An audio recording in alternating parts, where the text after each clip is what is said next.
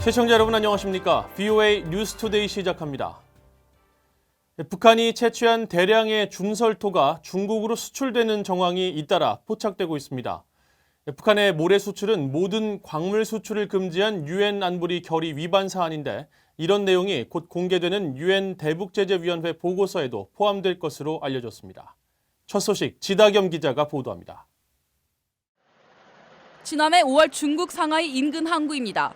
VOA가 입수한 영상으로 북한이 채취한 대량의 중설토가 바지선을 통해 중국으로 수출되는 장면입니다. 북한의 모래 수출은 모든 광물에 대한 수출을 전면 금지한 유엔 안전보장이사의 결의 23975 위반인데 이런 제재 위반 정황이 연이어 제기되고 있습니다. 미국 민간단체 선진국방연구센터는 3일 발표한 보고서에서 작년 3월과 8월 사이 수백 척의 선박이 중국 수역에서 출발해 북한의 해주만에서 모래를 준설하고 이를 다시 중국으로 운반했다고 밝혔습니다. 또 선박의 위치 정보를 수집할 수 있는 선박 자동 식별 시스템을 기반으로 분석한 결과 279척의 선박이 해주만에서 준설 활동에 참여했다고 지적했습니다. 다만 실제로 모래 채취에 참여한 선박은 더 많을 것으로 예상하며 이 같은 선박의 움직임이 매우 흥미롭다고 센터 측은 설명했습니다. Between March and August of 2019, C4DS observed a large number of vessels that traveled from Chinese waters to Haeju Bay, North Korea, to engage in what appeared to be large-scale sand dredging operations. 연구센터 측은 이어 모래 채취 과정에서 중국과 북한 양국 간의 협력 가능성도 제기했습니다. Be present in Haeju Bay in North Korean waters to dredge up sand likely will require some kind of approval by the North Korean authorities. 보고서는 선박 등록국 등의 정보를 표식하는 해상 이동 업무 식별 부호를 보았을 때 모래 준설에 참여한 선박의 96% 이상이 중국 등록 선박이라고 밝혔습니다.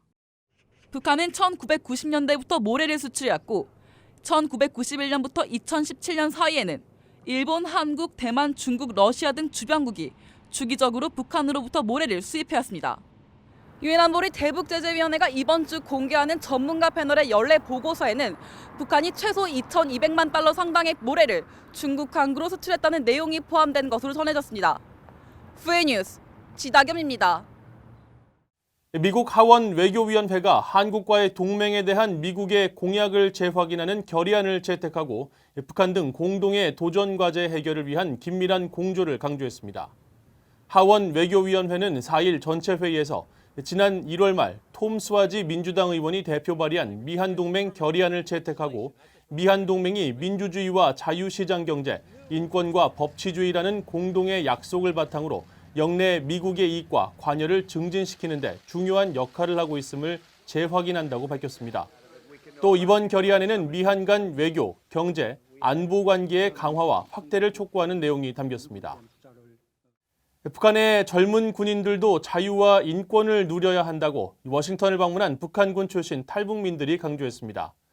미 전문가는 TV 드라마에서 보는 북한보다 탈북민을 통해 북한 주민들의 실상을 아는 것이 더 중요하다고 말했습니다. 김영권 기자가 보도합니다. 워싱턴의 민간단체인 허드슨 연구소가 4일 북한군 출신 탈북민들을 초청해 자유를 향한 불시착이란 제목으로 토론회를 열었습니다.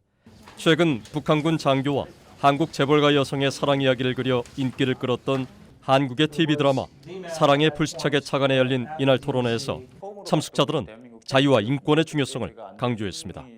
몇 해 전 총상을 입고 판문점 공동경비구역을 통해 망명해 세계적으로 주목을 받았던 오 씨는 오직 자유를 누리기 위해 목숨을 걸고 사선을 넘었다고 말했습니다. 제가 이제 5발씩 맞으면서 그것도 이제 대한민국으로 기순하게 된 이유는 그 자유 두 글자 때문에 이제 기순을 하게 됐고요. 그 자유가 저한테는 너무도 소중했고 오 씨는 상류층 부모 덕분에 북한에서 풍족하게 자랐다며 개성에서 자라고 군복무를 하면서 한류와 개성공단, 해외 관광객들을 통해 자유를 동경하게 됐다고 말했습니다. 한국은 24개월, 이제 12개월 이제 군복무고 저 같은 경우 18년차 군복무 이제 하다 왔는데 그런 이제 어떻게 봤을 때는 젊음의 이제 자유도 보장이 사실 안 된다고 생각을 합니다.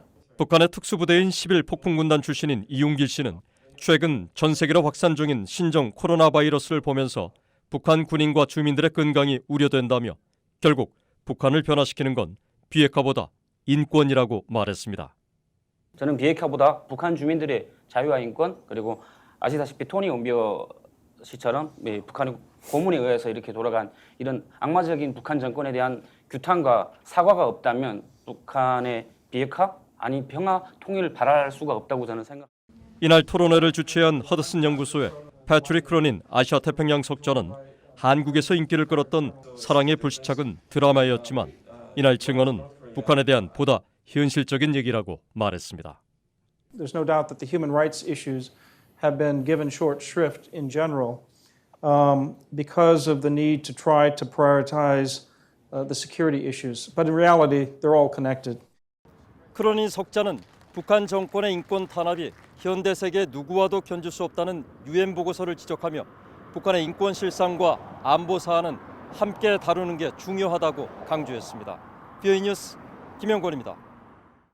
미국 민주당 대선 후보 경선에서는 조 바이든 전 부통령과 버니 샌더스 상원의원의 양강 구도가 구축됐습니다. 두 후보 모두 북한 핵 문제 해결에서 외교적 해법을 강조하고 있는데 정상회담 등 세부적 사안에서는 온도 차이를 보이고 있습니다. 오택성 기자가 두 후보의 대북 기조를 살펴봤습니다. 14개 주에서 동시에 경선이 열린 슈퍼 화요일. 이날의 승자는 10개 주에서 1위를 차지한 조 바이든 전 부통령이었습니다. So I'm here to report we are very much alive. This campaign will send Donald Trump packing. 캘리포니아 등 4개 주에서 승리해 2위를 차지한 버니 샌더스 상원의원도 자신이 트럼프 대통령을 이길 적임자라고 강조했습니다. And we are going to defeat the most dangerous president in the history of this country. 이날 나란히 1위와 2위를 차지한 바이든 전 부통령과 샌더스 상원의원은 민주당 대선 후보의 양강 구도를 구축했습니다.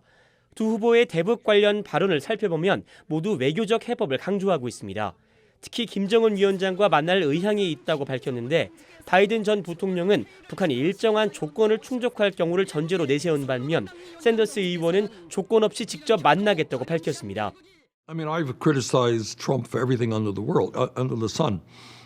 But meeting with people who are antagonistic is to me not a bad thing to do.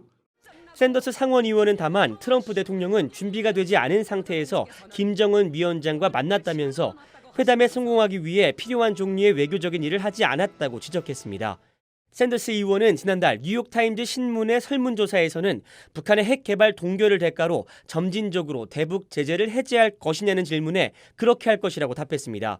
바이든 전 부통령은 지난해 9월 워싱턴 포스트 신문이 실시한 설문조사에 응하면서 대통령이 된다면 협상가들에게 힘을 실어줄 것이라고 말했습니다. 나아가 동맹국들 그리고 중국 등 다른 나라들과 함께 지속적이고 조율된 노력을 할 것이라며 트럼프 대통령의 탑다운식 방식이 아닌 실무 협상과 다자 조율을 강조했습니다. 바이든 전 부통령과 트럼프 대통령의 가장 큰 차이점은 김정은 위원장에 대한 인식입니다. 바이든 전 부통령은 유세 현장과 홍보 영상 등을 통해서 김정은 위원장을 폭군으로 부르는 반면 트럼프 대통령은 김 위원장과의 좋은 관계를 앞세운 친분 외교를 강조하고 있습니다. BOE 뉴스 오택성입니다. 북한이 올해도 세계에서 가장 자유가 없는 나라 가운데 하나로 지목됐습니다. 워싱턴에 본부를 둔 국제인권감시단체 프리덤 하우스는 4일 발표한 2020 세계 자유보고서에서 북한을 세계 최악의 국가 가운데 하나로 꼽았습니다. 북한은 정치적 자유와 시민적 자유 측면에서 100점 만점에 3점을 받는 데 그쳤는데 40년 넘게 이 단체가 꼽는 최악의 국가에서 벗어나지 못하고 있습니다. 프리덤 하우스의 에이미 슬리포위츠 선임연구원은 4일 VOA에 북한이 올해도 최하위에 머문 것은 북한이 전체주의적 독재국가로 남아있기 때문이라면서 북한에서는 주민들의 권리에 대한 중대하고 조직적인 침해가 광범위하게 이루어지고 있다고 지적했습니다. 국제원자력기구 IAEA 라파엘 그로시 사무총장과 에마니엘 마크롱 프랑스 대통령이 만나 북한 핵 문제 등을 논의한 것으로 전해졌습니다. 프랑스 대통령궁은 3일 마크롱 대통령이 취임 이후 처음으로 프랑스를 방문한 그로시 사무총장과 회담을 하고 북한에게 완전하고 검증 가능하며 돌이킬 수 없는 폐기, 즉 CVID 목표 달성과 이에 대한 IAEA 역할의 중요성을 강조했다고 밝혔습니다.